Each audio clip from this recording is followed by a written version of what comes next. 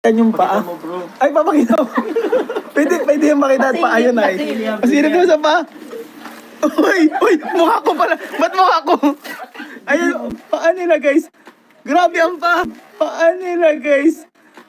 Grabe ang paa. Ang sweet ng paa. Ang sweet ng paa guys. Ngayon ko lang na-realize guys.